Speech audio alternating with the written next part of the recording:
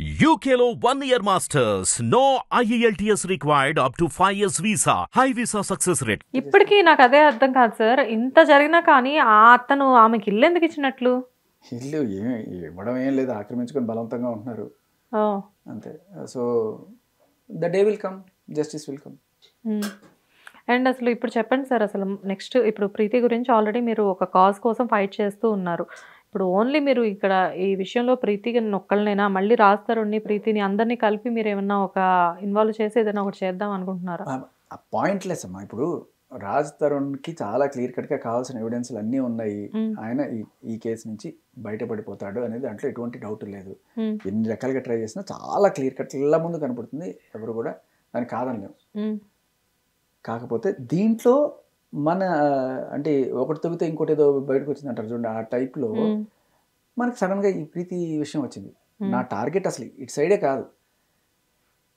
అంటే నేను వచ్చింది దేనికి, మగవాళ్ళ మీద అన్యాయంగా పెడుతున్న సెక్షన్స్ దాన్ని మనం మార్చుకోవాలనే దీంతో దీన్ని తప్పుడు కేసును ప్రూవ్ చేయడం మాత్రమే నేను వచ్చాను. కానీ ఎప్పుడైతే ప్రీతి వచ్చి తన బాధ చెప్పిందో నాకు నిజంగా సర్వమందమ్మ. నేను అనుకుంటుంటాను చాలామంది నేను ఏదో మగపక్షపాతనని, కానీ నాకు యాక్చువల్గా రాజ్ తరుణ్ విషయంలో కూడా ఆవిడ మీద అంత కోపం రావడానికి కారణం ఏంటంటే వాళ్ళ అమ్మని తిట్టింది, వాళ్ళ నాన్నని తిట్టినా అంత అయి ఉన్నాడు. నాకు తెలియకుండానే నాలో అమ్మాయిల్ని తిడితే నాకు తెలియకుండానే కోపం వచ్చింది. నిజంగా నేను స్త్రీ పక్షపాతం అనిపిస్తుంది. ఈ అమ్మాయి వచ్చి అన్నయ్య ఇంత దారుణం చేసిందని కానీ నాకు ఇదైపోయింది, కరిగిపోయింది. నిజంగా అమ్మాయి కోసం నిలబడాలనుకున్నాను, ప్రీతి కోసం. సో నాకు తెలియకుండానే ఇప్పుడు ఈ అమ్మాయికి మాట ఇచ్చాను, ఈ అమ్మాయి కోసం నిలబడాలి. ఇంత జరిగినా కూడా ప్రీతి కోసం ఇవాళ నేను రాకపోతే, మీ మీడియా ముందుకు వచ్చి నేను తనకు ధైర్యం కల్పించకపోతే ఇలాంటి ప్రీతిలు ఇంకా ఎంతోమంది నిర్భాగ్యులే బలైపోతారు. అందుకోసం నేను ముందుకు వచ్చాను, మాట్లాడుతున్నాను. ప్రీతికి ధైర్యం తెప్పించడం నా బాధ్యత కాదు, మీ బాధ్యత కూడా అమ్మ. మీడియా కూడా దాన్ని ఆవిడ ఇప్పుడో పాత రికార్డులన్నీ పంపించి ఆవిడ చేసిన అలవాట్లు, ఆవిడ నేర్పించిన బూతులు, ఆవిడ వాటితోటి ఈవిని బదనాం చేద్దాం అనుకుంటే అది మీడియా సహకరిస్తే అట్లాంటి అమ్మాయిలు నోరు నొక్కేయడం అవుతుంది. సో దయచేసి let's not do that. Let's justice for Preethi, ఇది హ్యాష్ ట్యాగ్ అవ్వాలి. ఇది ముందుకెళ్ళాలి. Preethi is the icon. తను ఇవన్నీ కూడా వదిలించుకొని మంచిగా మారి ఇంకా నలుగురు మంచిగా మారడానికి ముందుకు వచ్చిన అమ్మాయిని మనం ఎంకరేజ్ చేయాలి. మహిళా సంఘాలు కావచ్చు, యూట్యూబ్లు కావచ్చు, అన్నీ కూడా ఆవిడని ఎంకరేజ్ చేయండి, సపోర్ట్ చేయండి. ప్రీతి నిలబడితే ఇలాంటి 100 మంది ప్రీతులు, ఇలాంటి బాధితులు ఆవిడ దగ్గర ఇంకా ఎంతో మంది ఉన్నట్టున్నారు అని చెప్పేసి అంటున్నారు కదా. సో ఇవాళ ప్రీతి వచ్చింది, రేపొద్దున ఇంకొక ఆవిడ వస్తుంది. ఇలా మీరు ఎంతకాలం ఈ ఫైట్స్ ఎంతకాలం కంటిన్యూ చేస్తారు? అంటే రేపొద్దున ఇంకొక అమ్మాయి వచ్చి లేదమ్మా, పోలీసులు రియలైజ్ అయ్యి సుముటోగానో లేకపోతే ఈవిడ బెయిల్ రద్దు చేసి ఈవిడ లోపల పెట్టి అదుపులోకి తీసుకుంటే మిగతా వాళ్ళకి ధైర్యం వస్తుంది, వాళ్ళు వచ్చే విచారణ చేస్తారు వాళ్ళు. సో ఒకసారి అది అయిపోతే నా కాజ్ ఇది కాదు. Just once justice is done for Preethi, నా కాజ్ ఇదే. అబ్బాయిల కోసం, వాళ్ళ రైట్స్ కోసం పోరాడ్డం. క్లియర్ కట్గా ఇదే కేసులో, లావణ్య కేసులో 3 బాధితులు.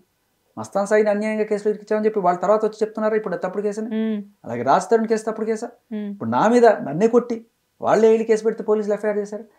ఎన్నాళ్ళు ఇలా మగాళ్ళు ఇలా బతుకుతారు? దీనికోసం నా పోరాటం కొనసాగుతుంది. బట్ ప్రీతి ఒక చెల్లిగా వచ్చింది, అడిగింది కాబట్టి నేను ఆ అమ్మాయికి మాట ఇచ్చాను. ఆ అమ్మాయిని నిలబెట్టుకోవాలి. ఆ అమ్మాయి ధైర్యం, నన్ను కొట్టినా ఆ అమ్మాయి ధైర్యాన్ని కొట్టినట్టే వాళ్ళు కొట్టారు. బట్ ఈరోజు ఐ విల్ మేక్ షూర్ ప్రీతి ధైర్యంగా నిలబడుతుందని. సార్ కానీ మీ ఇంట్లో ఏం ఇష్యూస్ అవ్వట్లేదా? లైక్ అంటే అస్సలు మాట్లాడకండి అమ్మా. మీరు అది అడిగితే మా వాళ్ళు చూసి ఇంకా నాకు 100 మంది వెనక్కి లాగుతున్నారు.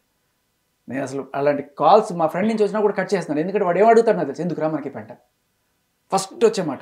బికాజ్ ఏంటంటే సార్, నేను కూడా ఒక మ్యారీడ్ ఉమెన్నే. సో ఇప్పుడు మీ ప్లేస్లో నా ఇంట్లో మా బ్రదరో నా హస్బెండ్ ఉంటే డెఫినెట్గా నేను వాళ్ళని వెనక్కి లాగుతాను. ఎందుకంటే నా ఫ్యామిలీయే నాకు ఇంపార్టెంట్ అనుకుంటాను నేను ఫస్ట్. అసలు మిమ్మల్ని చూసి, నాకు టీవీలో మిమ్మల్ని చూసి నేను కాదు, ఇప్పుడు మా పక్కింటి మా నైబరే ఉంది. నేను మొన్న మీ టీవీలో ఏదో చూస్తుంటే ఆవిడ వచ్చి ఇతనికి ఫ్యామిలీ లేదా, పెళ్ళి అవ్వలేదా అని అడిగింది ఆవిడ. అంటే నేను లేదు, ఫ్యామిలీ ఉంది, వాళ్ళ పాప ఉంది, వాళ్ళ వైఫ్ ప్రెజెంట్ స్టిల్ క్యారింగ్. అంటే మరి ఎందుకు ఈ అబ్బాయికి, అసలు చిన్నపిల్లోడే కదా, ఈ అబ్బాయి మాత్రం ఎందుకు ఇంత ఫైట్ చేయడం అని చెప్పేసి అంటే నాకు అదే అర్థం కాలేదు. అంటే ప్రతి ఒక్కళ్ళకి ఇప్పుడు ప్రెజెంట్ రేజ్ అవుతున్న మాట మాత్రం చెప్తానమ్మా. నా ధైర్యం మా మిస్సెస్. ఆవిడ కూడా కొంత కన్నీళ్ళు పెట్టుకుంది కొన్ని సందర్భాల్లో. ఇంత జరిగితే ఎవరైనా కన్నీళ్ళు పెట్టుకోకుండా ఉంటారా? ఇదే కాదు, బట్ ఏదైనా ఆ రోజు నేను ఇంటికి వెళ్ళినప్పుడు కూడా అమ్మ దెబ్బలు తీసుకుని నేను ఎంత కవర్ చేసుకున్నాను. ఆవిడకి కనబడకుండానే వెళ్ళి నేను ఇప్పుడే వస్తానని చెప్పి వెళ్ళాను తప్ప ఆవిడకి ఆ రోజు కూడా నేను కనబడిన వాళ్ళ. కానీ ఏదో ఉంది, కానీ షీఈ్ ఏ స్టేబుల్ ఉమెన్. చాలా ధైర్యంగా లైఫ్ లీడ్ చేయగలదు. నేను లేకపోయినా నా పిల్లల్ని చూసుకోగలుగుతున్న ధైర్యం నాకు ఉండడం వల్లే ఆవిడే నా ధైర్యం, అందుకే నేను ఇంత చేయగలుగుతున్నాను. అండ్ నేను లేకపోయినా అన్న మాటల దాకా ఎందుకులే కానీ లేదు చెప్తున్నా, నాకు ఆ ధైర్యం ఉందమ్మా. షీజ్ అదే అంటున్నారు చాలామంది, ఏదో మగ పక్షపాతి అది అనుకుంటారు, కానీ నా లైఫ్లో నాకు ఇప్పుడు కూడా మా ఆవిడతో ఇట్లాంటి ప్రాబ్లమ్స్ కానీ ఇట్లా ఏమీ లేవు. I'm happy. బట్ పక్కన వాడి బాధ నేను ఫీల్ అవ్వగలను, దానికోసం నేను